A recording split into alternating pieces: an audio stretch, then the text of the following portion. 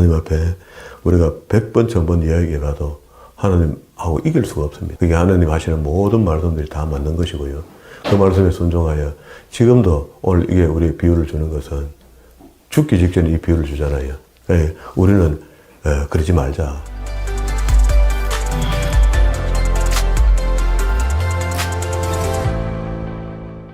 오늘도 하나님께서 저와 여러분을 주시는 말씀은 에스겔서 14장 이하의 말씀을 통하여 마음을 돌이켜 우상을 떠나라 하십니다라는 말씀의 제목으로 하나님의 말씀이 전거될 때에 하나님의 목적, 하나님의 계획, 하나님의 뜻이 잘 들려져서 그 말씀에 순종할 때 주시는 참복을 마음껏 누리시는 저와 여러분 되기를 주의 이름으로 축원합니다.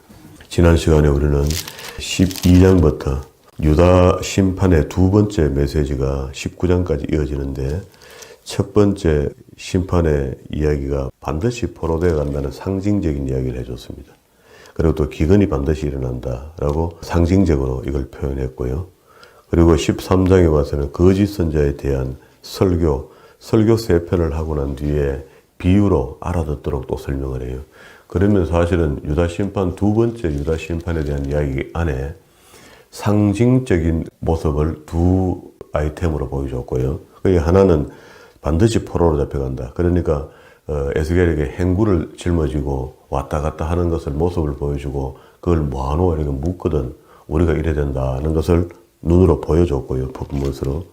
그리고 두 번째는 반드시 기근이 온다. 그래서 예루살렘 멸망 전에 먹을 것이 없어진다는 것을 예시해 줬고요. 그리고 13장부터는 본격적으로 에스겔이 설교를 3편 하는데 첫 번째 설교의 주제가 지난 시간에 우리 본 겁니다. 거짓 예언자에 대한 심판입니다. 하나님께서 거짓말 하는 사람들 반드시 심판한다. 신약에서는 거짓말만 해도 천국 못 간다 하는데요. 여기는 선지자들이 하나님께서는 말씀을 준 적도 없는데 자기는 하나님의 말씀이다. 여호와의 말씀이다. 이렇게 하면서 사람들을 어렵게 했다. 그게 주의 종이 바르게 인도하지 못하면 성도들은 반드시 잘못된 길로 갑니다. 그게 목회자가 어떤 그 사상과 철학을 갖고 목회를 해주느냐에 따라서요. 성도들이 따라와요. 이거는 저도 잘 몰랐습니다. 제가 뒤늦게 목회를 시작했기 때문에 이런 부분에 대해서 그냥 막연히 하나님 말씀을 바르게 가르쳐야 되겠다는 목회 1년만 갖고 가던 중에 선배 목사님이 저한테 그렇게 해요. 목사님이 앞으로 성경을 이런 식으로 보여지게 했으니까 구약과 신약을 넘나들면서 설명할 수 있고 이렇게 하나님이 알게 하시고 깨닫게 하셨으니까 이제 목사님은 이렇게 목회 방침을 정해놓고 이렇게 가면은요 성도가 다 따라옵니다. 이렇게 이거 안 따라옵니다. 아무리 가르쳐도 안 됩니다. 이렇게 따라옵니다. 이야기를 해요. 그래서 제가 얼마나 그게 위로가 되는지 몰라요. 그게 안 따라오는 것 같아도요 따라와요. 이설비에도 옷이 적습니다. 선악비에만 옷 적는 줄 아는데 이설비에도 옷이 젖는다고요. 조곤조곤 이야기하고 조용히 설명을 해줘도 그 설명이 힘이 있다고요. 하나님 말씀이라서. 이게 거짓 선자를 만나는 것은 인생이 아주 불행입니다. 불행. 점쟁이 같은 사람들 만나는 거예요. 우리도 만나봤지만 그 사람들 만나갖고 세월이 흐른 뒤에 아무 결론도 없습니다. 그때 조금 기가 간지러운 거를 끌어줬을 뿐이지 아무 내용이 없어요. 결국 남는 건 성경밖에 없습니다. 하나님 말씀이 우리에게 3번의 설교했다 그랬잖아요. 두 번째 설교는 오늘 우리 봐야 될 우상 숭배에 대한 심판의 설교를 에스겔이 우리에게 합니다. 그리고 뒤에 12절부터는요. 죄된 예루살렘은 반드시 심판한다. 그게 하나님께서 반드시 하고 내 이름에 맹세한다. 나에게 맹세한다. 이렇게 표현할 때는 반드시 이루어지는 일이거든요. 그런데 이때도 역시 이스라엘 백성들이 회개하고 돌아오면 하나님께 또 멈춰요. 그게 하나님께서 죄 없는 상태, 그 회개는 예수 그리스도 이름으로 지금도 우리가 신약시대 사람들은 이름을 하나님께 나아가면 하나님이 그 용서를 받는데 단지 이래서 진정한 마음으로 내 마음을 돌이키고 하나님 앞에 나오는 사람에게 용서하신다는 거거든요. 그리고 믿음이라는 게 성경 속에 나타나는 선진들의 믿음을 배우는 거잖아요, 지금요. 우리 믿음이. 내 혼자 독보적으로 나는 이런 믿음을 갖고 살란다. 이런 거 안 되거든요. 그런 게 해보면은 다 선진들이 이미 했던 겁니다. 그러니까 성경을 통해서 우리의 믿음을 배워야 되고요. 그렇게 믿음 없는 사람이 어떻게 예수 그리스도를 믿습니까? 못 믿는 거죠. 그러니까 예수 그리스도께서 오신 것은 내 이름을 믿어 시인하여 구원에 이르게 하려고 주가 직접 죽어주신 거 아닙니까? 어린 양의 예수가 돼서 제물이 돼서 죽어주신 거잖아요. 그러면 그 예수의 죽으심이 의미가 어떤 것이며 하나님은 어떤 마음으로 그리스도를 우리에게 보내주셨으며 그리스도께서 오셔서 어떤 희생의 일들을 하셨는지 그리고 또 공생에서 무슨 말씀을 하고 하셨는지 그럼 그 옛날에 시내산에서 처음으로 약속의 민족을 만나줬을 때 하나님은 어떤 마음으로 이스라엘 백성을 만나셨고 그게 불발로 만들어지기까지 기다리신 것 그리고 그리스도께 오시게 하신 것 그리스도께 오셔서 희생 제물로 돌아가시게 하신 것 그리고 또 그 제물을 희생 제물이라고 인정하고 믿는 사람들에게 구원에 이르는 믿음을 하나님 허락하셨고 그러면 그 구원을 가지고 끝난 게 아니고 그때부터 다시 시작입니다. 천국 가는 날까지 우리 장막집을 버리는 날까지 뭔가 이루어 나가야 되는데 그게 성경 속에 들어있다고요. 그래서 이거는 율법을 행하여 구원받는다도 아닙니다. 이게 예수 그리스도를 믿음으로 구원받는데 그리스도께서 오셔서 그냥 희생양으로만 가셨는 게 아니고 이렇게 하라 했거든요. 이렇게 하라는 것을 성경을 통해서 찾아서 거듭 우리가 천국 가는 날까지 육신의 몸을 버린 날까지 배우는 겁니다. 왜 그러냐면요. 마귀가 배운 걸 금방 지워버려요. 잊게 한다고. 그러니까 우리는 계속 거듭 배우는 거죠. 반복해서 배우는 겁니다. 그래서 성경 공부는 반복이라잖아요. 같은 말 같아도 같은 말이 아니다. 그 시에 내 마음의 상태, 그리고 선포자의 상태, 이게 달라서 다 다르게 느낀다. 그게 이제 여기 반드시 심판한다. 15장부터는 이제 비유를 19장까지 6개를 하는데요. 첫 번째는 포도나무 비유를 합니다. 포도나무가 사실 아무 쓸데가 없습니다. 뭐 나무 짠 데도 안 되고 못으로도 안 되고 뭐 단지 세상 사람들은 그걸 좀 조각해서 잘 만들어 보면은요 빨뿌리 정도 하나 만들 수가 있어요. 오물오물하게 생겼으니까 구멍이 금방 파지거든요. 속에 있어서 아무것도 안 된다고 하나님께서 말씀하시고 그리고 이미 너는 바람 피운 여자다. 엄부다 엄부. 유다의 배도를 그렇게 이야기해요. 하나님께서 하나님을 떠나서 우상을 따라갔다. 내가 얼마나 너희들에게 내가 거듭 용서했나. 출애굽하고 난 뒤에 많은 죄들을 다 열거하며 설명하다가 17장에 가서는 큰 독수리에 대한 비유를 합니다. 이 한 독수리는 바벨론이고 한 독수리는 애굽인데 너희는 때만 되면 바벨론을 바라보고 때만 되면 애굽을 바라보면서 그렇게 너가 내 앞에 속을 안 쓰겠나. 그리고 17장 22절에 가서는 백향목에 대해서 이야기합니다. 이걸 유다의 회복으로 비유해요. 결국 백향목이 화려하게 그 큰 나무가 되듯이 고생 끝에 이제 회복된다는 걸 이야기하고요. 18장에 가서는 신포도를 이야기합니다. 2절에 너희가 이스라엘 땅에 대한 속담에 이르기를 아비가 신포도를 먹었으므로 아들의 이가 시다고 하면 어쩌미뇨 이렇게 물어요. 이게 아버지가 신포도 묻는데 자식이 이빨이 실택이 없듯이 아버지 진죄는 아버지가 묻는다. 그러나 개인은 이렇지만요. 민족의 죄는 그렇지 않아요. 이스라엘 민족이 죄진 걸 민족도 아니라 하나님께서 자꾸 죄를 묻거든요. 그리고 지금은 우리가 개인이자 각인이 구원받고 말고 하거든요. 그 개인의 죄입니다. 그걸 이제 만일 이렇게 하면서 가령 만일 이렇게 하면 이야기하고요. 19장에 와서는 두 젊은 사자와 포도나무 비유를 하는데 이것도 역시 유다 왕을 심판할 것을 마지막에 이야기. 아직도 유다 왕이 심판 안 됐잖아요.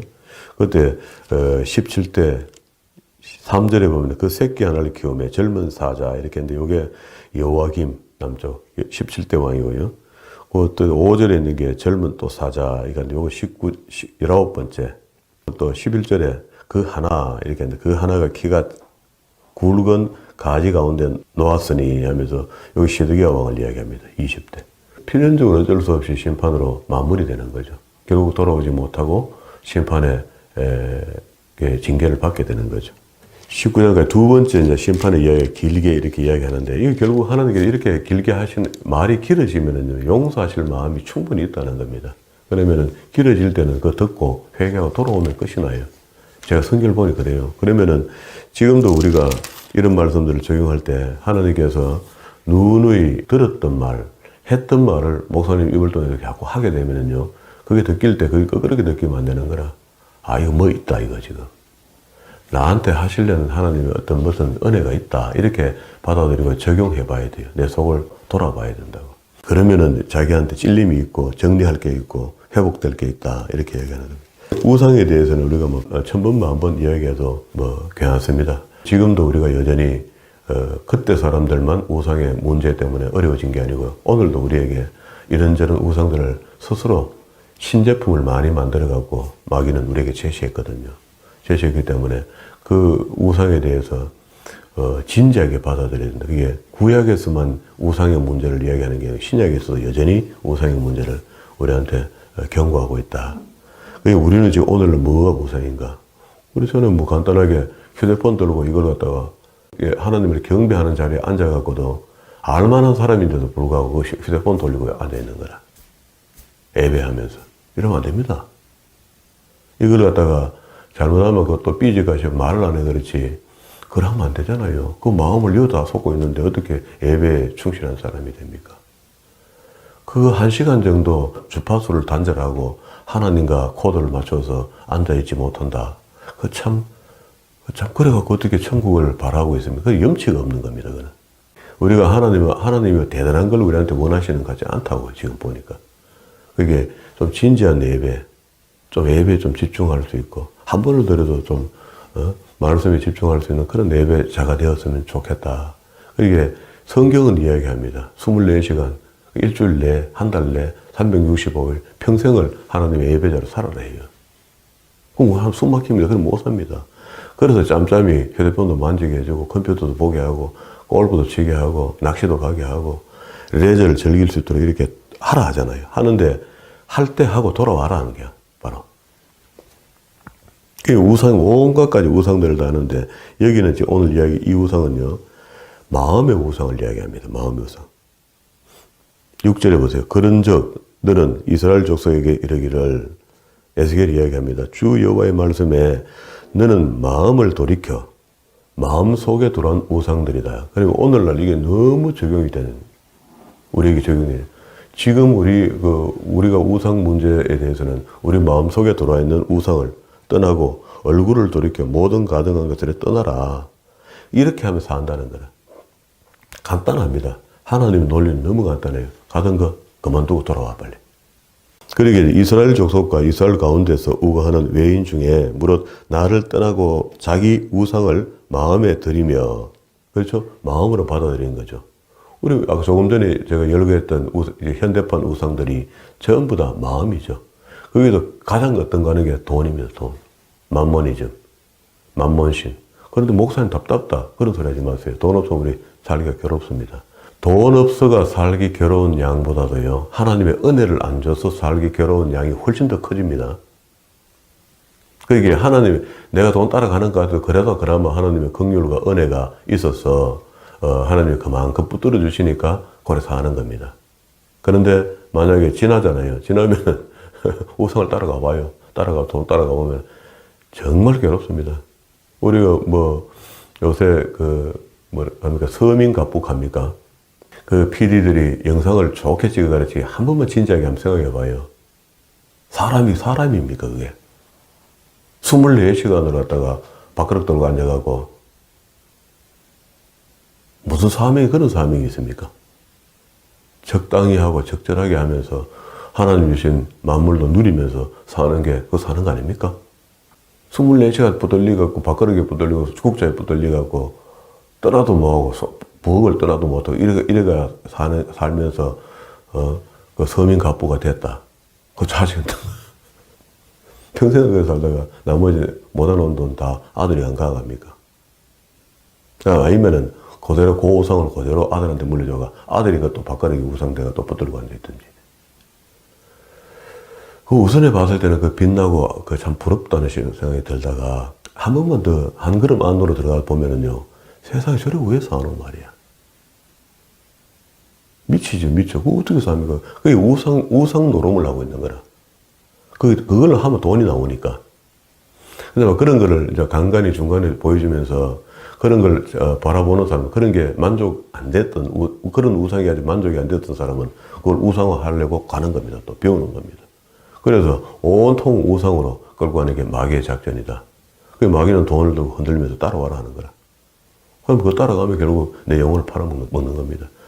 만약에 그 서민갑부라고 나타나는 그런 인물들, 대두되는 인물들이 예수 믿으라 하면 환장하죠. 주일날 가장 매출이 많을 때 교회 가야 되는데 못 믿죠. 그래서 영혼이 못 따라오는 거. 믿기가 그건 내서롭게 힘든 겁니다. 원래 그런 사람 한 사람 있대요. 진주 지역이나 마산 지역에 저런데 배들이 많이 항구 있는 곳에 돈놀이를 내가 돈을 엄청 버리는 그 여자 한 분이 있대요. 목사님은 전해드린 이야기인데 이 여자분이 고리 대금을 내가 돈을 얼마나 버렸는지 그 빌딩 하나 자식한테 다 물려줬대요. 물려주고 자기 이제 노년에 어쩌다가 교회에 걸려 들어온 거라. 그래가 교회에 앉아가 말씀을 들어보니까 세상에 내가 이때까지 죽을지만 했거든요. 고리 대금 이거 성경도 하지 마라 했죠. 그래서 참여하게 회개하면서 나중에 목사님도 고백하기를 내가요 목사님요 이런데 내 구원 받겠습니까? 못 드려요.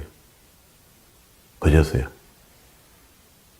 그런 사람은 그래도 내가 봤을 때는 100%입니다. 100%. 차라리 미리 들어가 어정쩡하게 여기 왔다 갔다 하면서 배교하면서 왔다 갔다 하는 사람보다 훨씬 나은 사람인 거라.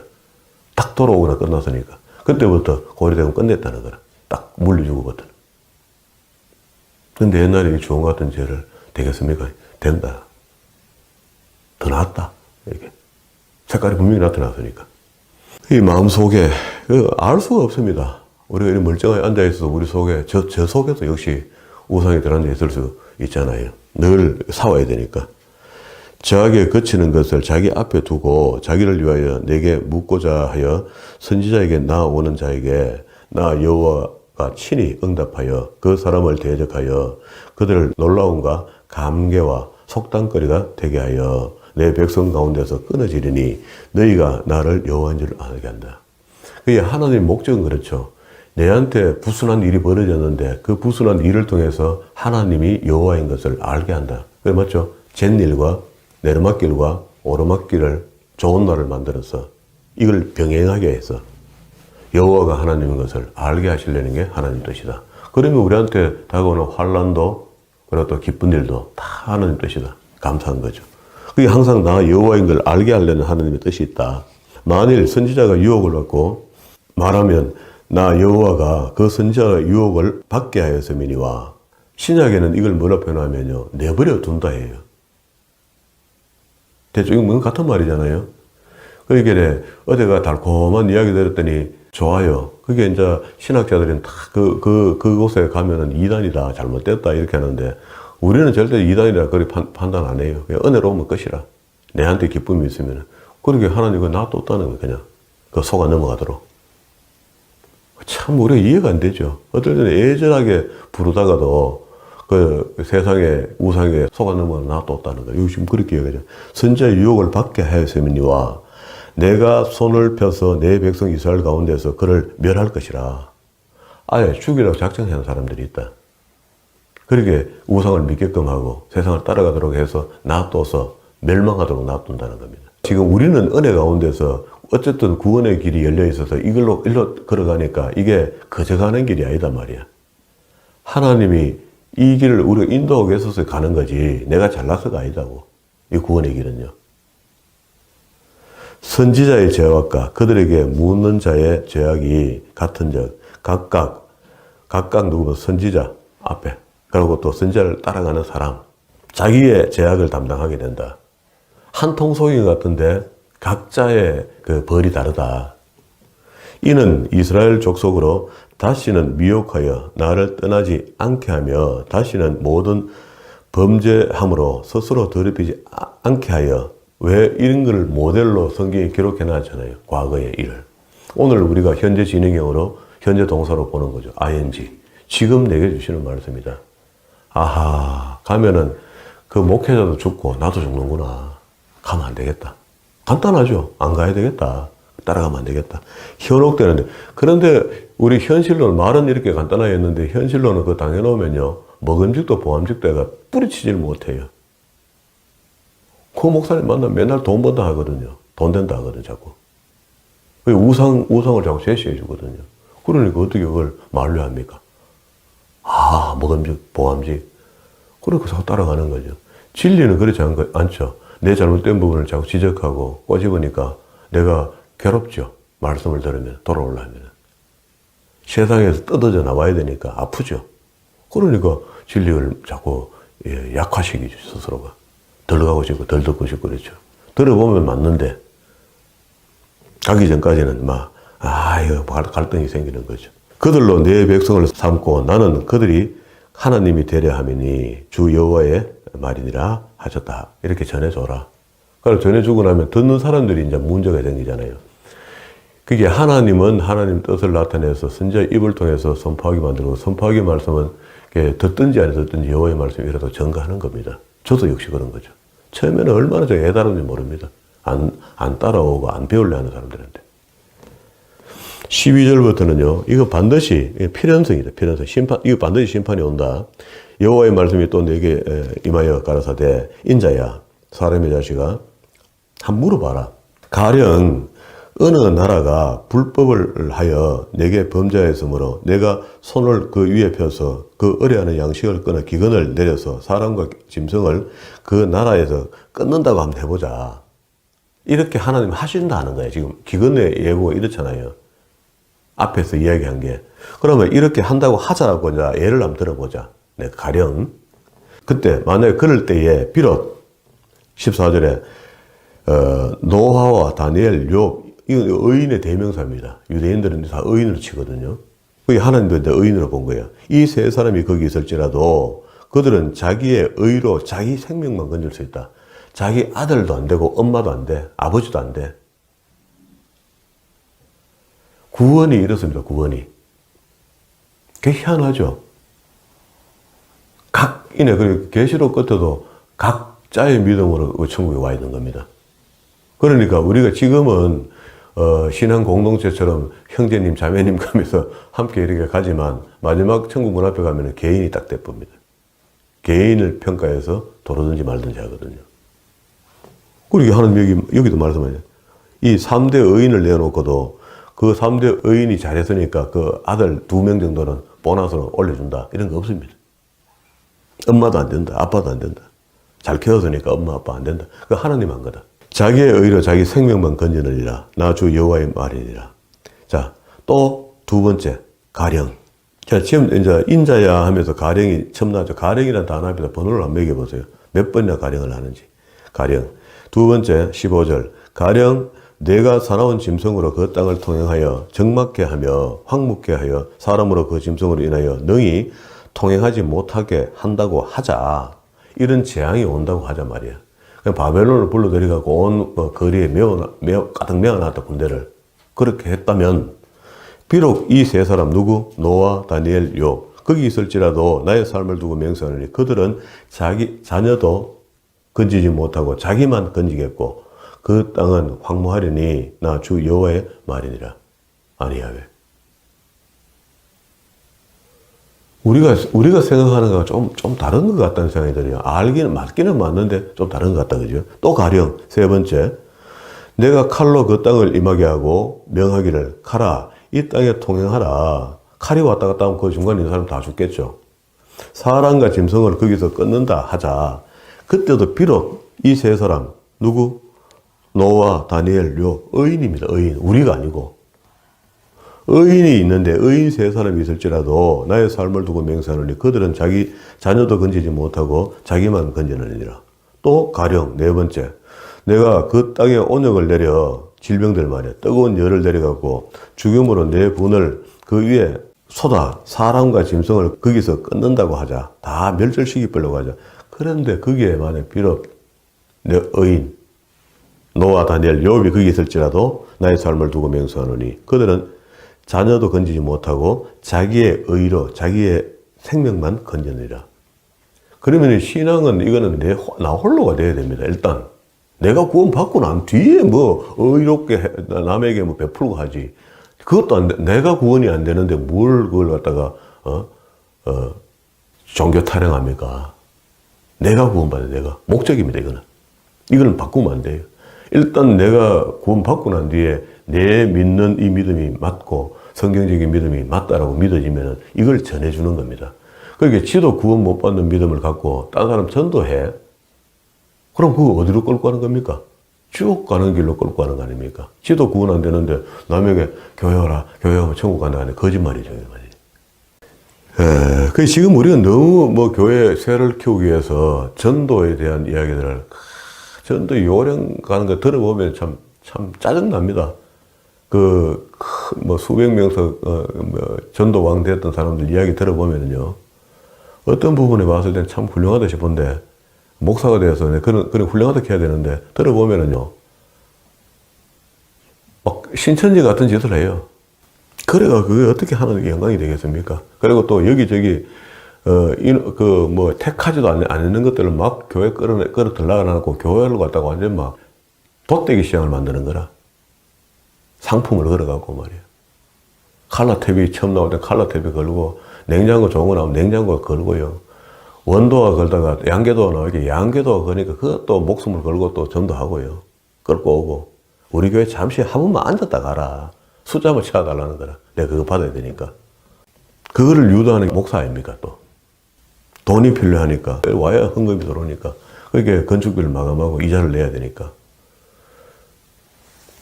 그게 참 가슴 아픈 일이죠. 그게 건축을 했는데 원금은 갚지 못하고 이자만 갚는 게 한 달에 몇 억씩 갚아 들어가는 그런 교회도 있다. 그게 결국 망하잖아요.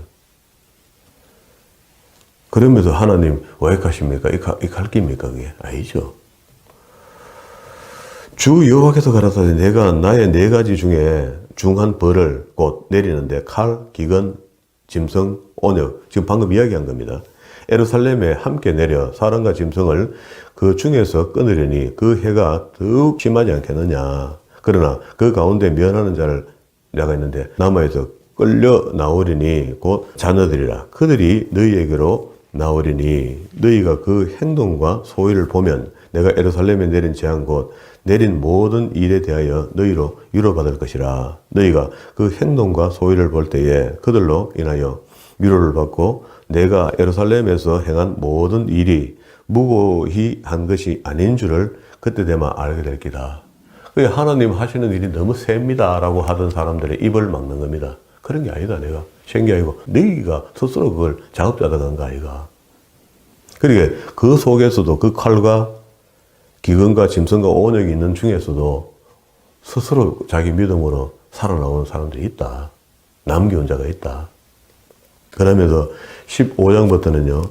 이 앞에 세 번의 설교와 앞에 상징을 이야기했잖아요. 행구를 준비하고 하면서 12장 3절에 인자야 너는 행구를 준비하고 낮에는 그들의 목전에서 이사하라. 이사하는 모습을 보시면 뭐하노? 가만 마지막 때가 되면 이래 되니까 준비해야 된다 하고 이걸 눈으로 보여준 거죠. 그리고 두 번째 기근을 이야기했죠. 18절에 인자야 너는 떨면서 내 식물을 먹고 놀라면서 근심하면서 내 식물을 마시며 이 백성들에게 기근이 온다 이야기해줘라 이 말이거든. 그리고 난 뒤에 13장에 와서 거짓 선지자들이 너희를 현혹할 때 속지 마라. 에스겔을 통해서 이야기하는데 그때도 역시 에스겔은 남노한 옷을 입고 별 인기 없는 목회자고 진짜 인기 있는 목회자는 왕실에 붙어 있거든요. 그 왕에게 기회 대놓고 평강합니다 왕이요. 끄떡 없습니다 왕이요. 하나냐 같은 그런 사람 그렇게 이야기하잖아요. 이런 심판의 예고가 이렇게 반드시 심판을 온다. 우상숭배자는 반드시 멸망한다. 그리고 아까 이 일은 분명히 가령하면 망한다. 이렇게까지 이야기했는데도 하나님께서 우리가 잘 알아듣지 못할까봐 다시 비유로 또 이야기해요. 이걸 앞에 있는 이 맥락을 갖고 비유로 이야기합니다. 여호와의 말씀이 내게 임하여 가라사대 인자야 포도나무가 15장 1절입니다. 포도나무가 모든 나무보다도 나은 것이 뭐 있나? 이 말은 유대인을 포도나무로 본 겁니다. 오늘 우리를 포도나무로 본 겁니다. 자, 다시 이야기합니다. 예수 믿는 너희는 뭐 나은 게 있나? 예수 믿는다고 하는 네가 뭐 나은 게 있어? 물었습니다. 물었는데 우리는 대답할 수 없음. 이때 우리가 뭘 봐야 됩니까? 그 포도나무 가지에 뭐가 있어야 됩니까? 필연적으로 따라와야 될 게 열매가 있어야 되는데 우리 열매가 하나도 없어. 그러면은 몸통이라고 하는 그 요한복음 15장 이야기하잖아요. 몸통이라는 그리스도의 몸통에 붙은 가지인데 우리는 이 몸통에 붙은 가지인데 가지가 사명이 여기다 포도나무를 열매를 열에 맺어놔야 되는데 이래야지 가지가 소용이 있는데 그리고 열매를 못 맺으니까 아무 소용없는 거 아닙니까 그거. 그러고 보니까 둥치를 보니까 둥치 나무도 그 아무 쓸데도 그가 농도 한 장 못 잔다는 겁니다. 서랍도 하나 못 만든다는 겁니다. 하나님 감정이라. 그 나무를 가지고 무엇을 제조할 수 있느냐? 3절에. 그 못도 하나 못 만든다. 그 나무가 부실해가. 4절에 불에 던져 화목될 뿐이다. 그렇게 겨울에 포도나무 가지 전부 다 전지해갖고 좀 불에 태우죠. 그 안에 벌레도 있고 하니까 죽인다고. 화목이 될 뿐이라. 그게 불이 두 껏 나무가 포도나무 가지가 있으면 여기 끊어놨는데 여기 불 붙이고 여기 불 붙이고 양쪽에 불을 다 붙였다. 남한국 북한국이 다 불 붙었다 이 말입니다. 그러니까 그거는 또 불 붙은 나무야 더 쓸모가 없죠. 그래가 꺼놨는 거는 시커멓게 갖다가 끝에 끄름이 붙어 있으니까. 두 끝을 사르고 그 가운데 태웠으면 제조에 무슨 또 소용이 있겠느냐, 뭘 만들겠느냐. 그것이 온전할 때도 아무 제조에 합당치 않거든. 하물며 불에 살라지고야 징계받고 난 뒤에 바보가 되는데 그거 어떻게 쓰겠나 이 말입니다. 우리는 징계받고 돌아오면 안 되겠나 하는데 하나님 뜻은 이래요. 그러니까 우리가 한번 신약 시대에 만약에 우리가 하나님께 그리스도인으로 붙잡힘 받았잖아요. 받았으면은 고길로 고시골대로 하나님 선교에 가는 게 맞아요. 그런데 우린 대개 가다가 외길로 빠졌다가 탕자가 되어 돌아오고 탕자가 들어오는 비유가 있어서 우리 위로는 되지만 한번 우리가 구약으로 표현하자면 나실린처럼 불림받잖아요. 구별시켜 준 거잖아요, 우리를. 구별시켜 줬으면은 구별된 사람이 구별되게 가야 되는데 그러다 만약에 한번 돌아보고 세상에 섞였다가 돌아오면요. 참 우리 성경을 알고 나면 참 죄송합니다. 그건 안 해야 될 것 같아요.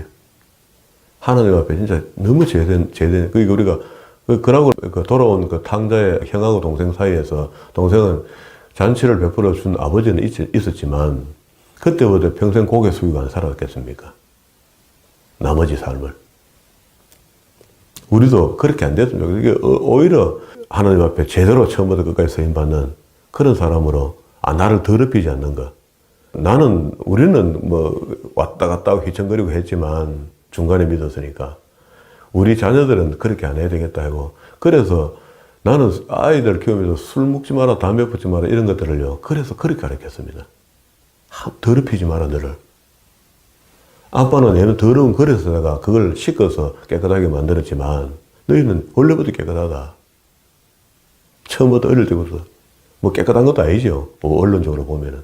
그렇지만은, 그래도 뭔가 깨닫게 되고, 어릴 적부터 예수를 믿게 되었으니까 얼마나 감사해요. 그렇게 너희를 함부로 더럽히지 마라. 이렇게 가르친 거죠. 그러므로 6절. 주 여호와 내가 말하노라. 내가 숲풀 가운데 포도나무를 불에 던져 화목이 되게 할 것 같이 내가 예루살렘 거민도 그같이 한다. 비유죠. 그러니까 포도나무를 예루살렘 사람들로 비유를 해놓은 거죠. 그러니까 당연히 바빌론이라는 불이 와서 태운다 이 말이거든. 내가 그들을 대적한 적 그들이 그 불에서 나와도 불이 그를 사르르니 내가 그들을 대적할 때에 너희가 나를 여호와인 줄 알리라. 이거 하나님 에레미야를 통해서 이야기하더니 이거 맞구나. 이미 때는 너저리. 그러니까 타고 앞뒤가 다 불부터가 꺼놨는 죄가 묻었는 나무 토막 같으면 그거 어떻게 쓰겠노 말이야. 원래 나무도 포도나무가 열매를 안 맺으면 쓸모가 없는데 이 사고를 당하고 난 뒤에 어떻게 쓰겠노 이 말이야. 내가 그 땅을 황무케 하려니 이는 그들이 범법함이라. 나 주 여호와의 말이니라. 여기서 이제 16장 1절에 또 이제 너희가 내 아내, 구약에서는 아내와 남편으로 이렇게 묘사를 한다 그랬잖아요. 우리 관계를, 하나님과 관계를. 그런데 하나님께서 내가 내 아내인데 네가 다른 남자한테 가고 바람을 피웠다. 이걸 우상숭배하러 갔다는 그걸 역사적 고정을 해줘요. 그럼 늘 이야기하십니다. 하나님께서 좋은 일이 있을 때도 출애굽하고 난 뒤에 내가 너희들에게 얼마나 은혜를 베풀었더냐. 너비짐의 물, 이런 거 만나, 메추라기 이렇게 이야기하다가 또 말 안 듣는 거 이야기하면 그 안에 또 반역한 게 있거든요. 말 안 듣는 이야기들이 있거든요. 그걸 또 내놓고 이야기하고 이렇게 해요. 그래서 이스라엘 사람들은 항상 이야기할 때 자기 역사, 출애굽했던 그 역사를 가지고 설교도 하기도 하고 이렇게 하거든요. 우리도 역시 또 그래야 돼요. 이게 모델입니다, 모델. 우리 구원의 모델이라고. 우리는 지금 예수 그리스도를 믿음으로 구원받는다라고 확정지어가 이렇게 이것들 떨고 있지만 붙잡고 사실은 이 근거가요, 이 위에서 나왔거든요. 출애굽할 때 그때 어린 양을 잡아먹고 나왔거든요. 우리가 구원받는 게 예수의 피로 구원받는다면서. 그러면 그 옛날에 그게 예표단 말이야. 이걸 모르고 지금 예수 그리스도를 믿겠다 하는 그건 어느 도단이 안 맞습니다. 현재 지금 우리가 예수의 피로 죄상을 받고 그리스도를 믿음으로 구원받는다라고 떠드는 사람은 그게 어디서부터 그렇게 됐는가를 알아야 되는 거라. 그 옛날에 하나님께서 이스라엘 백성들을 이끌어낼 때 그날 밤에 선나물과 그죠? 어린 양 예수를 잡아갖고 문설주에 바르고 피를 그리고 그런데 그 고기를 선체 허리띠 메고 선체 지팡이 들고 먹었잖아요. 빨리 나오라 세상에서 나와서 그리스도께 오라는 겁니다. 그래서 그리스도의 희생이 그때부터 이야기 예고된 거고 그 보여준 것이 그대로 우리에게 2000년 전에 오셔서 그 대신 받았잖아요. 그리고 그걸 우리가 믿는다는 것은 그 앞에 걸 믿어야 이게 보이죠. 이게 바로 보이죠. 구약이 안 보이는데 어떻게 신약이 보입니까? 우리 이때까지 잘못 믿었던 것 같아요. 이런 것들을 성경 전체를 넘나들면서 알고 나면은요, 우리 믿음이 좀 두터워지지 않겠는가? 더 두꺼워지지 않겠는가? 방어력이 좀 안 생기겠는가? 그 이제 19장까지 쭉 내려가는 비유의 이야기는 이제 다음 시간에 또 봐야 되겠습니다.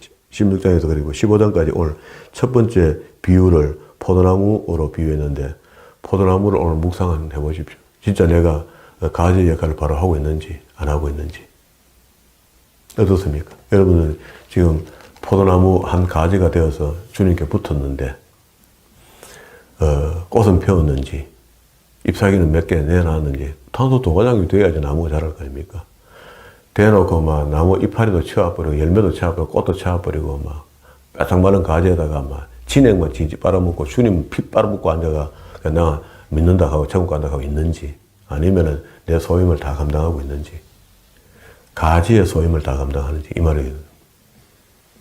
여러분은 어떤 위치에 있는지 스스로 한번 돌아보세요. 저도 역시 돌아볼 겁니다. 예배 기도할 때에. 죄송하죠. 그의 큰 보달이 열릴 것으로 믿고 접붙임해 줬는데, 젠장 열어보니까는 다 바라 같은, 마지막을 바라라 하잖아요. 바라 같은 그 송이, 이빨 다 빠지는 송이, 그거 개우 하나 열다가 그것도 엉뚱한 짓 하다가 다 떨어뜨려버리고 없는 그런 정도의 가지라면, 그 어떻게 하나님께 쓰임 받나겠습니까? 하나님 앞에 우리가 100번, 1000번 이야기해봐도 하나님하고 이길 수가 없습니다. 그게 하나님 하시는 모든 말씀들이 다 맞는 것이고요. 그 말씀에 순종하여 지금도 오늘 이게 우리 비유를 주는 것은 죽기 직전에 이 비유를 주잖아요. 우리는 그러지 말자. 이게 오늘 주시는 말씀입니다. 매일 하나님 목적입니다. 하나님 계획입니다. 하나님 뜻입니다. 우린 그러지 말자. 오늘도 나의 삶을 돌아보면서 하나님 내가 뭘 하면 되죠? 못 빠뜨린 게 뭐죠? 하고 하나님께 여쭙고 지혜 주시는 대로 살아서 충실한 열매 맺고 잎사귀 내고 꽃 피울 때 꽃 피우고 열매 맺을 때 열매 맺어서 하나님의 영광의 도구로 쓰임받는 저와 여러분 되기를 주의 이름으로 축원합니다.